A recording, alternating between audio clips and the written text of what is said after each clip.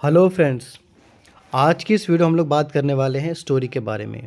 और इस स्टोरी की सहायता से हम लोग आज इंग्लिश सीखेंगे। जो भी डिफ़िकल्ट वर्ड्स आएंगे वो मैं आपको एक्सप्लेन करूंगा। किस वर्ड को कैसे पढ़ना है वो मैं आपको बताऊंगा। और हम लोग डिस्कस करेंगे कि कैसे आपको सेंटेंस को बनाना है और कैसे इनको इस्तेमाल भी करना है। ठीक है, चलिए स्टार्ट करते हैं। सबसे पहले, a friend in need is a friend indeed. ज़रूरत के समय जो काम आता है दोस्त, वही सच्चा मित्र होता है। हमने बहुत बार सुना ना कि ज़रूरत के समय काम आने वाला ही दोस्त सच्चा मित्र कहलाता है। तो ये वही है। ठीक है, अ फ्रेंड इन नीड, ज़रूरत के समय जो दोस्त काम आए, is a friend in need, वही सच्चा मित्र होता है। चलिए आगे देखते हैं। सबसे पहले, once once upon a time. देखिए, वंस का मतलब होता है एक बार। वंस अपॉन अ टाइम का मतलब होता है एक बार की बात है। एक बार की बात है। There lived a lion. There lived a lion, एक शेर रहता था। देखिए, जब देयर से कोई सेंटेंस स्टार्ट होता है तो इसका मतलब होता है एक शेर था। तब हम उसको कैसे बनाएंगे? There was a lion. तो देयर का मतलब क्या है कि सब्जेक्ट नहीं है यहाँ पे। हमने देयर से सेंटेंस को बनाना है कि एक शेर था, एक घर था। तो there was a house, there was a home. ठीक है, तो हम उसको देयर से इस्तेमाल करते हैं। देयर लिव्ड अ लॉयन, एक शेर रहता था। एक शेर रहता था, कहाँ रहता था? इन अ फॉरेस्ट। इनका मतलब में, इन अ फॉरेस्ट मतलब जंगल में रहता था। ठीक है, आगे देखते हैं। One day after a heavy meal, एक दिन। वन डे मतलब एक दिन। आफ्टर मतलब बाद में। आफ्टर अ हैवी मील मतलब खाना खाने के बाद, हैवी खाना खाने के बाद। इट वॉज, इट किसके लिए लगाया हमने? इट लगाया है हमने उसके लिए, शेर के लिए।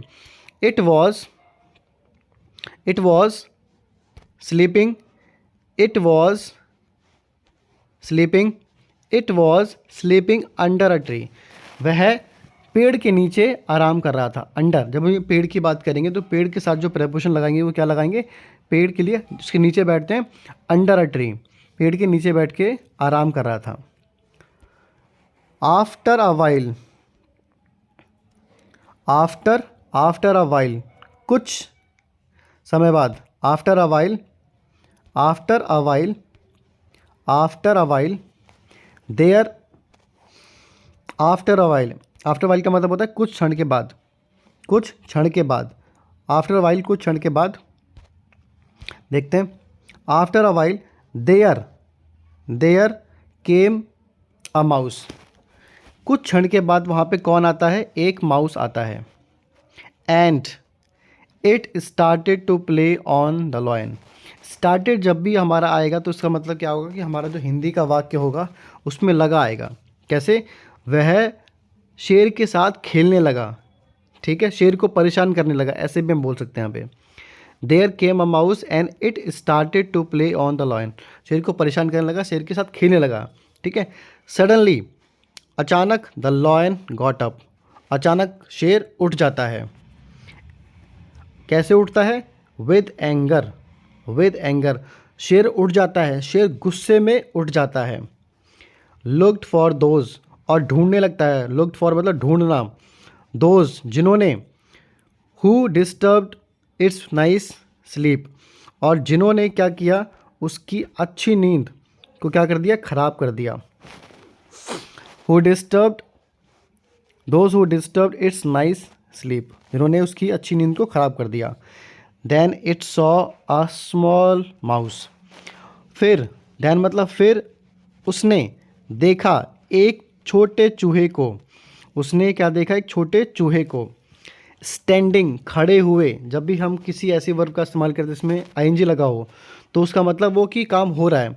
स्टैंडिंग खड़े हुए, ट्रेम्बलिंग कांपते हुए। स्टैंडिंग खड़े हुए, ट्रेम्बलिंग कांपते हुए। कैसे कांपते हुए? विद फियर, डर से कांपते हुए। क्यों? उसके सामने कौन खड़ा था? शेर खड़ा था। शेर उठ चुका था, शेर जाग गया था। The the lion jumped on it, lion उसकी तरफ कूदता है। जंप्ड का मतलब कूदा उसकी तरफ। And started to kill it, और उसको मारने लगा। द माउस रिक्वेस्टेड, चूहे ने उसको रिक्वेस्ट किया, उससे प्रार्थना की। The lion to forgive, the the mouse requested the lion, mouse ने शेर से क्या किया, रिक्वेस्ट की। क्या रिक्वेस्ट की, टू फॉरगिव इट, कि उसको वो माफ़ कर दे। The lion, the lion felt pity. अब लॉयन को क्या होता है, द लॉयन फेल्ट, उसको, उसने महसूस किया क्या, पिटी, उसको दया आ गई उस पर एक्चुअली। फेल्ट पिटी मतलब उसको दया आ गई। एंड लेफ्ट इट, और उसको छोड़ दिया। लेफ्ट का मतलब छोड़ देना। द माउस रन अवे, और फिर तब क्या होता है, जब उसको छोड़ दिया, माउस, चूहा वहाँ से भाग जाता है। आगे देखते हैं। ऑन अनदर डे, एक अगले दिन, फिर कभी, ऑन अनदर डे फिर कभी, या एक अगले दिन क्या होता है, the lion was caught in a net by a Hunter.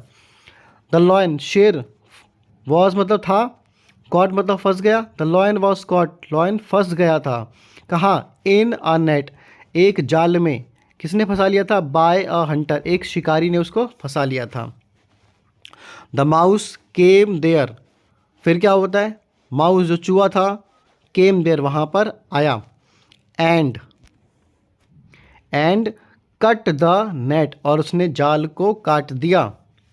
दस, इस प्रकार। इट का मतलब यहाँ पे क्या है, हम शेर के लिए इस्तेमाल कर रहे हैं।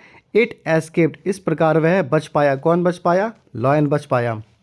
देयर आफ्टर, उसके बाद। देयर आफ्टर का मतलब उसके बाद। द माउस, चूहा, एंड, और द लॉयन, चूहा और शेर, बिकेम फ्रेंड्स, और वो दोनों क्या हो गए, चूहा और शेर दोस्त बन गए।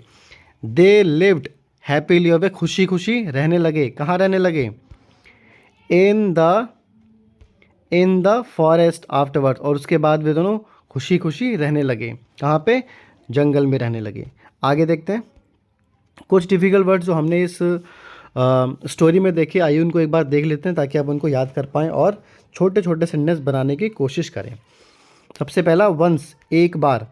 आफ्टर अ वाइल, कुछ क्षण के बाद। देयर, वहाँ। सडनली, अचानक। स्टार्ट, शुरू करना। एंगर, एंगर का मतलब होता है गुस्सा या गुस्सा करना। डिस्टर्ब, डिस्टर्ब का मतलब होता है परेशान करना। नेक्स्ट, ट्रेम्बल, ट्रेम्बल का मतलब होता है काँपना।